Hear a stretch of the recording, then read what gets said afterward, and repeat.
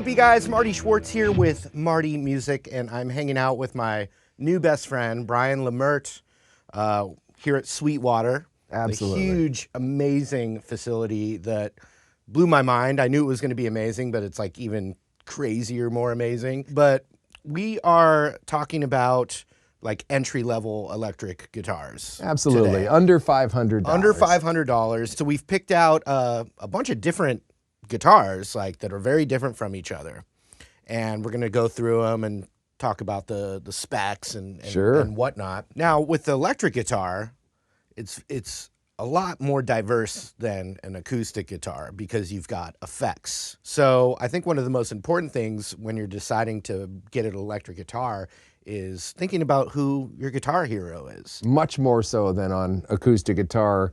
The style of electric that you pick can expand one direction and very much limit the other. So if you're a metal guy, I'm not going to lead you to single coil pickups right out of the gate, you know, and if you say, I listen to classic Hendrix, I may point you towards a Strat. Right, and then you have Slash and Angus Young. Much more of a humbucker type sound. And then you've got the more modern shredders. Absolutely. A lot of that is overwhelming when you're coming into the market, and that's where you have to trust somebody, you know, someone like yourself or someone like any of us here at Sweetwater to point you in the right direction and help you make those decisions. Hopefully this video will clarify in broader strokes the way to get in and feel comfortable with your decision. Well, I'm going to just start with what I got here. This is the classic Les Paul, but from Epiphone, which is the more affordable version of Gibson. Right, it's a subsidiary of Gibson, and they're going to make classic designs based on their Gibson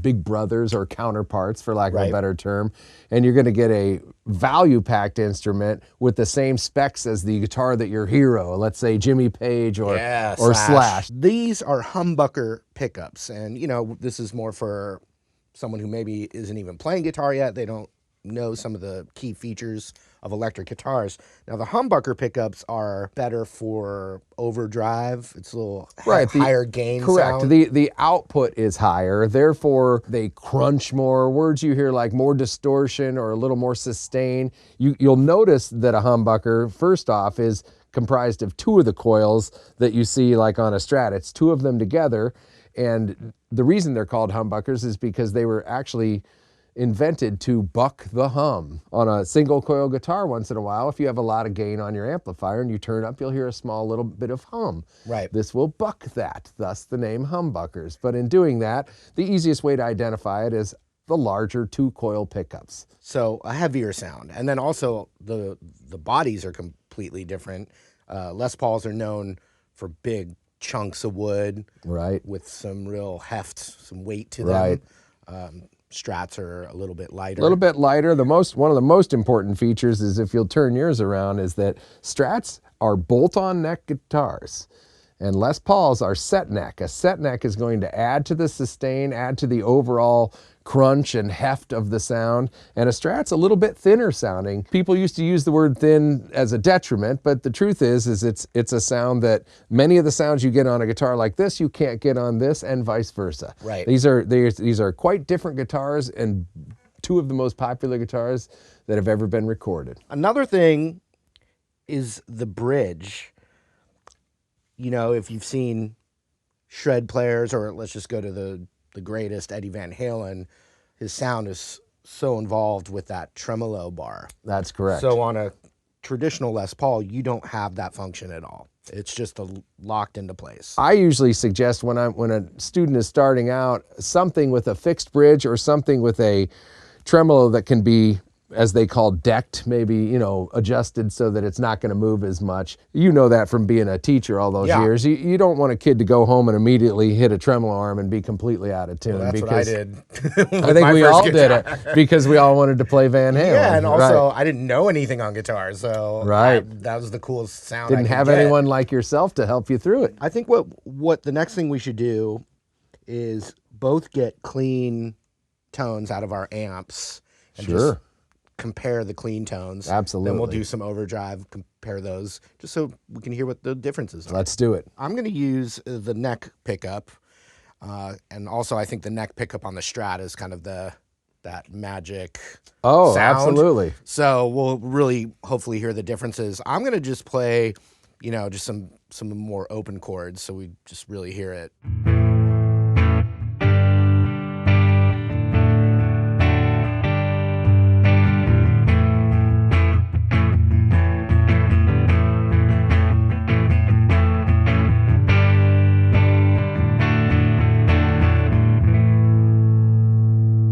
Kind of dark sounding, I feel like. It's punchy. It still has a really big tone, even on clean, whereas now let me play something similar. Yep.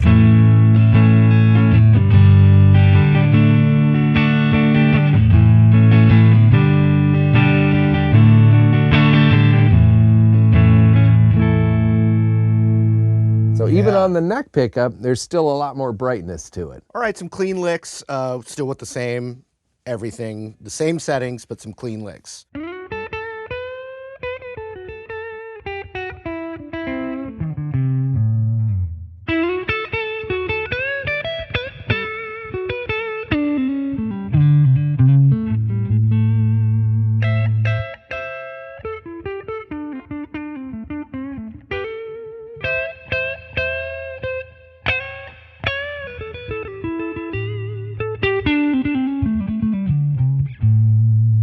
Yeah, we better be careful. We could get lost for a while. Doing absolutely. We're starting to do the fun stuff here. We got to be careful. All right, I'm just going to go the bridge pickup, and I'll play a couple chords and a couple licks. We'll just combine that together. Okay.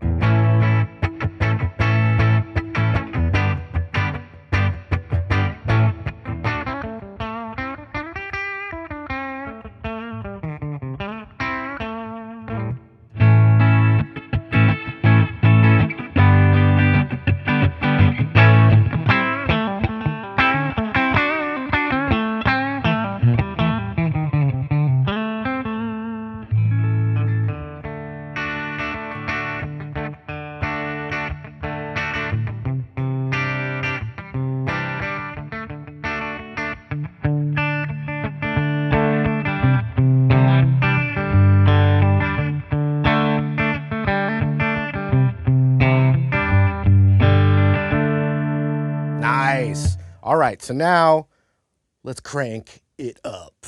All right, now we've got the crunch setting on our amps, about the same level, same amount of gain. Right. And I'm just gonna go for some rock sound.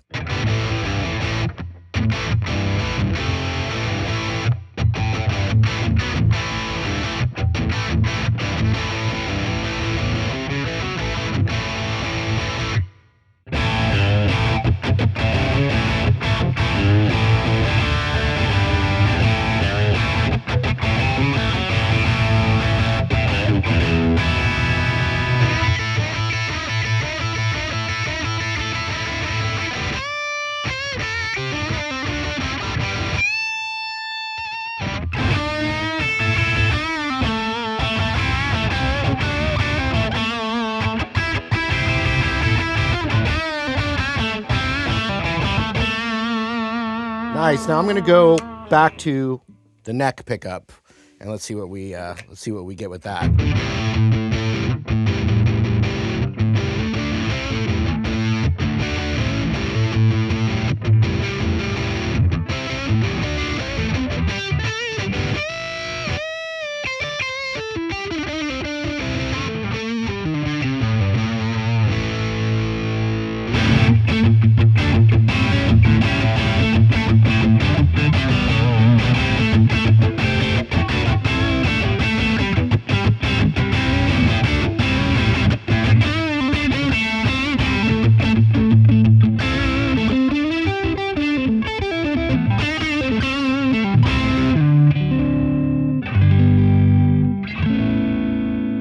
Nice. That's kind of the magic tone of the Strat, I feel like. Right. I feel like they're very different.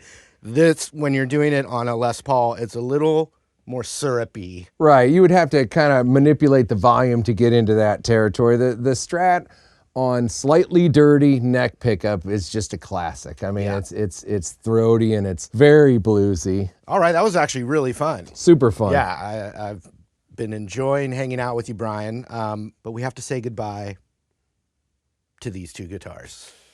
It's hard to say goodbye to a Strat. Yeah, I know. We started with the classics. Now let's get into some other instruments, shall we? Let's do it. All right.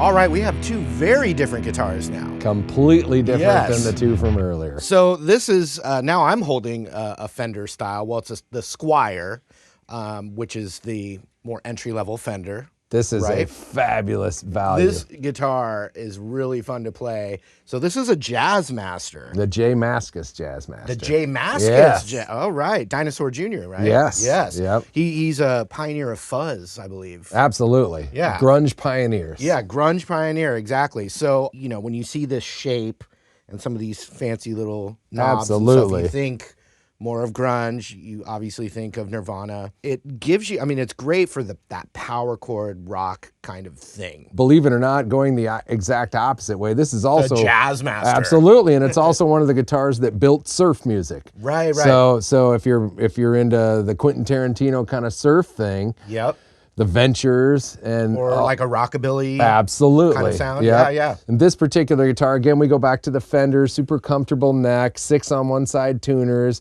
I just think it's a beautiful kind of classic look, anodized gold pick guard, which looks beautiful on this. And there is a tremolo bar? There is a wonderful tremolo bar. This one is a lot more likely to give you less tuning issues, but it also only goes a little bit. It's more like a true tremolo than a dive bombing tremolo. Right. More of the classic surf sound. Absolutely, yep. You know, rockabilly. And this particular guitar, they've done a few alternate items on it rather than the stock type thing. This bridge being one of the most important. The bridge has a regular Tune-O-Matic style bridge instead of the sort of circular saddles that a regular Jazzmaster would have. This is a lot more functional bridge, a lot more sturdy. It has a real cool like preset where you can switch it up and have a volume and a tone preset that is separate from the regular controls on the guitar. Vintage white finish. I mean, that thing fits you well, man. That's a great looking guitar. Yeah, and you look at home with it.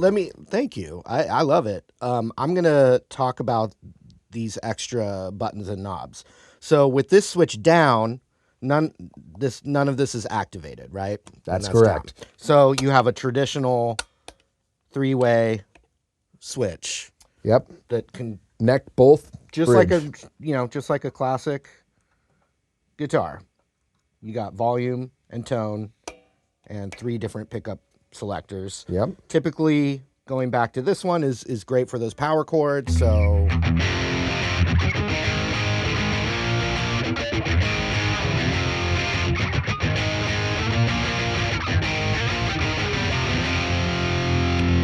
moving that up, it should be a little darker sounding.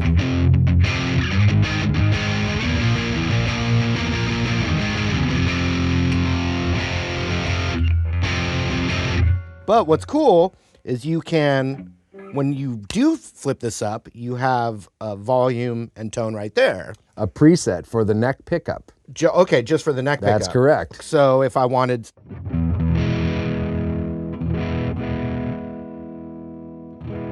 something a little quieter for a specific part, and I'll have that back. So I have one sound, and then with one switch, we have a whole nother sound. Absolutely. So it's like an analog preset. Sure, you know? sure. And going back to its name, if you think about they would make the kind of the comping preset, sort of the mellow preset, and then they'd be able to kick in for a solo. And actually, they used it a little more as a volume issue back then. And you're playing jazz and swing. Right. You want a warmer, softer, quieter rhythm tone. And when it's time to try and break out and do a lead, you can just switch Right. it out, as opposed to the day, But when the pedals and as stuff. us guitar players always do, we'll add gain and see what we can do with it. I mean, I've never met a volume switch I didn't want to turn up more. Correct. But so I'll give it one more go with the just traditional power chord kind of settings, and then we'll talk about this shred machine. shred stick. Absolutely.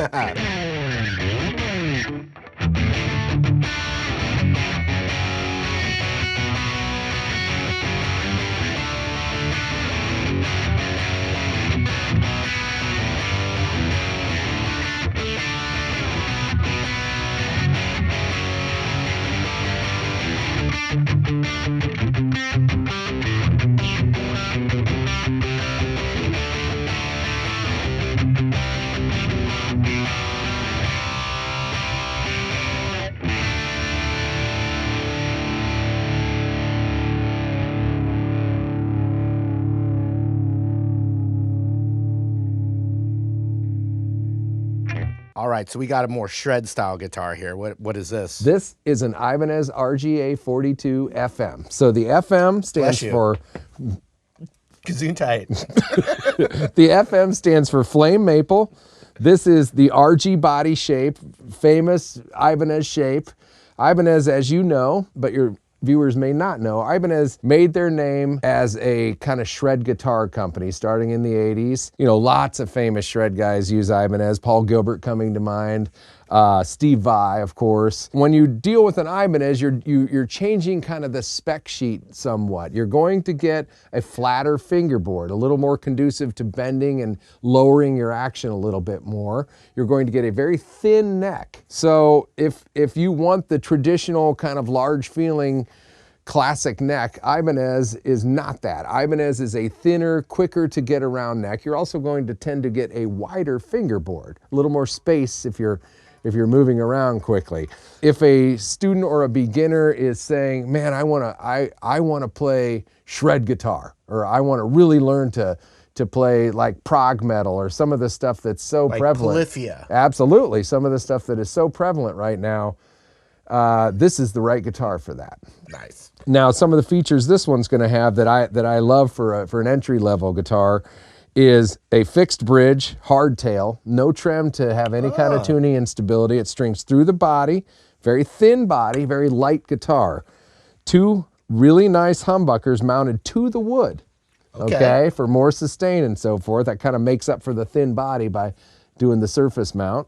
You have a really wonderful flat fingerboard with really nice large frets, lots of sustain, easy to finger the notes. You can get the action way down on this one. Standard 6-a-side tuning keys, classic Ibanez headstock, classic Ibanez neck. Beautiful.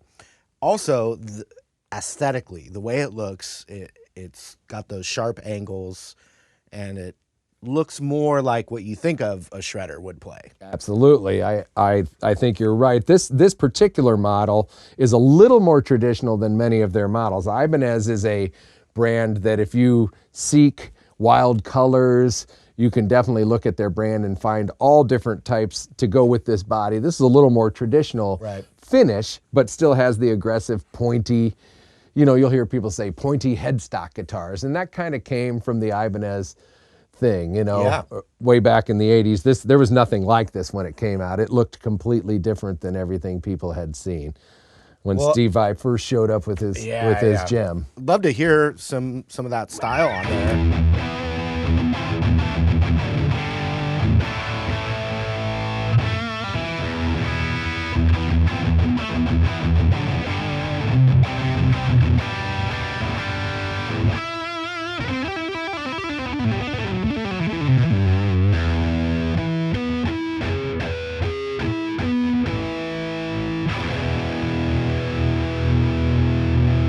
Normally I'd let that ring out, but we'd be here all day. Yeah, so we've got like a Green Day Nirvana guitar, we've got a shred prog guitar, and then we went through literally a Hendrix kind of guitar to a Slash AC/DC kind of guitar. Absolutely. All for the same price. All in the same price range. So ultimately it's going to be what excites you the most. Who do you look up to, and what which one of those styles are they. I think we kind of covered Absolutely. the gamut of styles. Well, Brian, thanks so much Thank for you, man. hanging out, man. It's been a pleasure. Yeah, great. Thank you for coming to Sweetwater. Oh, this has been a great adventure. Great playing, wonderful people. And also, we'll have links for all of these guitars. Please. They're all available. They are available. We literally, pulled them out of the boxes to play them today. We did. They'd already been inspected. Yeah. And so there's links for all of those. Check out Sweetwater if you are looking to get any musical related equipment, gear, guitars, anything. They have it. And let's play a little jam out. Let's do it. All right.